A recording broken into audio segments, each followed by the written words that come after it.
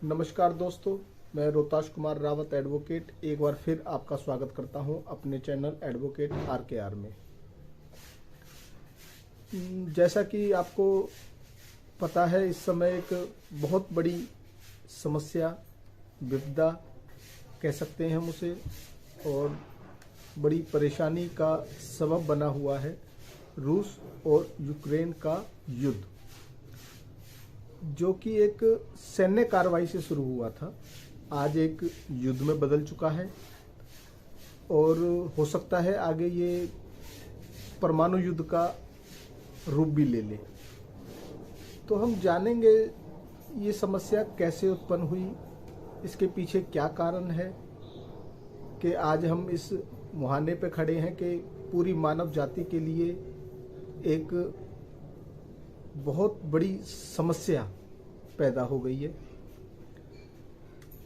Ukraine को NATO देश अपना मेंबर बनाने के लिए लगातार पिछले कई वर्षों से उसके संपर्क में थे। यूक्रेन भी नाटो का मेंबर बनना चाह रहा है, लेकिन रूस, जिसका कि ये मानना है कि अगर यूक्रेन नाटो देश का सदस्य बन गया तो नाटो की सेनाएं उसके दरवाजे तक आ जाएंगी और उससे उसकी सुरक्षा को खतरा पैदा होगा। रूस का ये मानना है अगर यूक्रेन नाटो का मेंबर बना तो इससे उसकी देश सुरक्षा को बहुत बड़ा खतरा पैदा हो जाएगा। इस कारण वो इसका विरोध कर रहा है। लेकिन जेलेंस्की, जो कि यूक्रेन के राष्ट्रपति हैं, वो अपने बात पर अड़े हुए हैं कि हम नाटो के मेंबर बनेंगे। तो मेरा ये मानना है कि पिछले कई वर्षों से अमेरिका द्वारा यूक्रेन को कहा जा रहा है कि हम आपको मेंबर बनाएंगे, प्रक्रिया चालू भी है। लेकिन अब आज स्थिति में यूक्रेन है, उस स्थिति को देखते हुए मुझे ये लग रहा है कि यूक्रेन को बलि का बकरा बनाया गया है, सिर्फ और सिर्फ, इससे ज़्यादा कुछ नहीं। क्योंकि नाटो की तरफ से बयान भी आ चुके हैं और आप भी सब देख रहे हैं मीडिया में आजकल सिर्फ और सिर्फ इसी की चर्चाएं हैं कि नाटो अपनी सेना नहीं भेजेगी, यूक्रेन की मदद करेगी, वो भी केवल हथियारों से। मतलब वो इस लड़ाई को और ज़्यादा बढ़ाना चाहते हैं, विध्वंस मतलब एक बड़े पैमाने पे बढ़ाना चाहते हैं। यूक्रेन पूरी तरह बर्बाद हो चुका है, क्योंकि किसी भी देश को अपने यहाँ विकास करने के लिए, स्ट्रक्चर बनाने के लिए, सड़कें, पुल, नाली, बिल्डिंग, जो भी कुछ है, जो एक समाज के लिए ज़रूरत की चीज़ें होती हैं, उन सबको रूस ने तबाह कर दिया है। अब आप सोच सकते हैं कि इन चीज़ों को बनाने में कितना समय लगता है, और केवल 10 दिनों के अंदर ही रूस ने पूरी तरह यूक्रेन को बर्बाद कर दिया है। इसका खामियाजा यूक्रेन की जनता को भुगतना पड़ रहा है। मैं इसी बात से चिंतित हूँ कि ये युद्ध किस ओर जाएगा। इससे पूरी मानव जाति पर खतरा बढ़ता जा रहा है।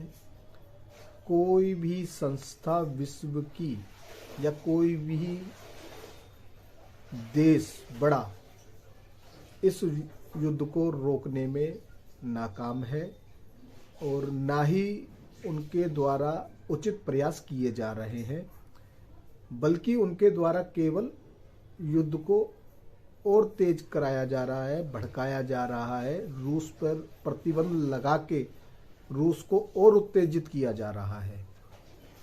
ये बहुत बड़ी त्रासदी है, इसको हमें समझने की ज़रूरत है।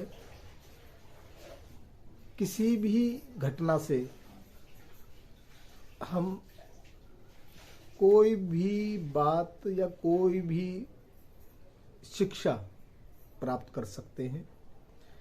उसका सीधा सीधा उदाहरण ये है कि जो ये घटना चल रही है उससे हमें क्या सीखने को मिलता है? उससे हमें ये सीखने को मिलता है, हमें किसी के भी बहकावे में नहीं आना चाहिए, किसी की बातों में नहीं आना चाहिए। हमें अपने स्थिति को देखते हुए, अपनी ताकत को देखते हुए, अपनी व्यवस्था को देखते हुए अपने लिए कार्य करने चाहिए। चाहे आप इसको एक देश पे लागू करें, चाहे आप इसको राज्य में लागू करें, चाहे व्यक्ति अपने ऊपर लागू कर सकता है। जैसे कि यूक्रेन अमेरिका की बातों में आके आज इस मोड़ पे खड़ा हो गया है कि उसका अपना पूरा देश, उसकी अपनी पूरी जनसंख्या, अपने लोग बेघर हो गए हैं।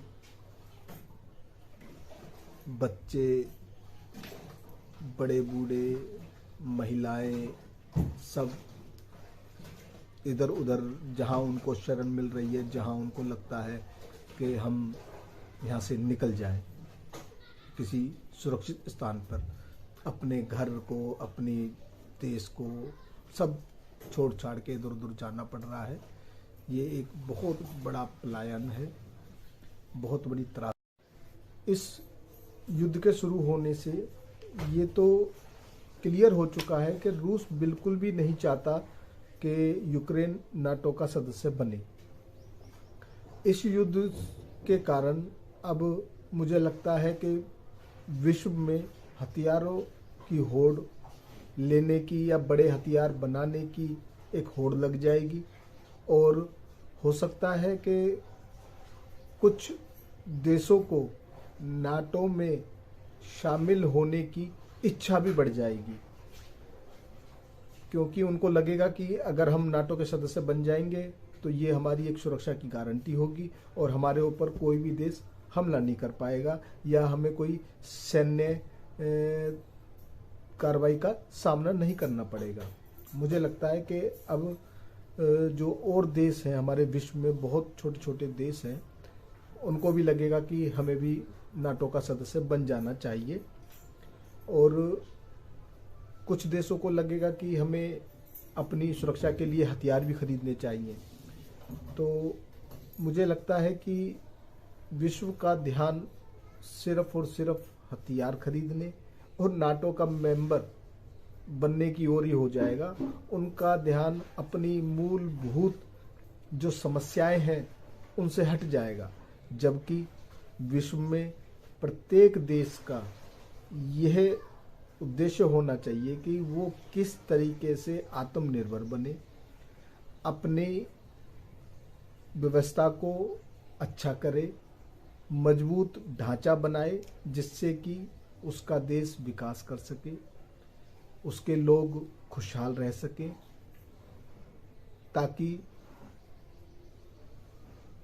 वो लोग आगे आने वाले समय में किसी भी देश के ऊपर या किसी भी अन्य संस्था के ऊपर निर्भर ना रहे। खुद को इतना आत्मनिर्भर बनाना चाहिए, अपनी मूलभूत सुरक्षा को, मूलभूत सुविधाओं को बढ़ाना चाहिए। लेकिन अब देशों का नज़रिया बदल जाएगा, उनको लगेगा कि हम नाटो का सदस्य बन जाएं तो यही हमारी सुरक्षा की गारंटी है, या फिर उनको लगेगा कि हम बड़े बड़े हथियार खरीद लें, वो हमारी सुरक्षा की गारंटी है।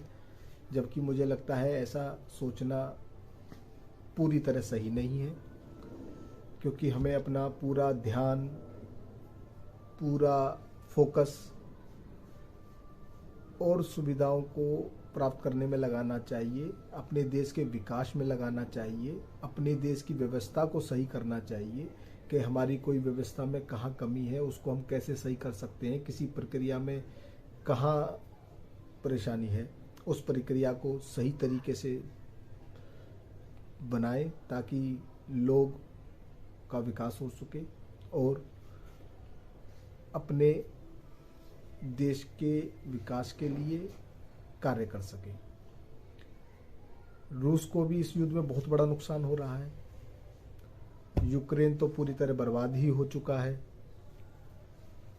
ये मानव जाति पर बहुत बड़ा खतरा है, बहुत बड़ा खतरा। क्या पता इस के परिणाम कब तक और किन किन देशों को भुगतने पड़ेंगे। रूस और यूक्रेन तो भुगतेंगे ही भुगतेंगे, लेकिन इनके परिणामों का असर विश्व के और भी देशों में और भी हिस्सों में जरूर पड़ेगा, क्योंकि ये एक बहुत बड़ी घटना है। विश्व पटल पे कोई बड़ी घटना होती है तो उसका असर पूरे विश्व पर पड़ता है, ना कि किसी एक या दो देशों पर पड़ता है।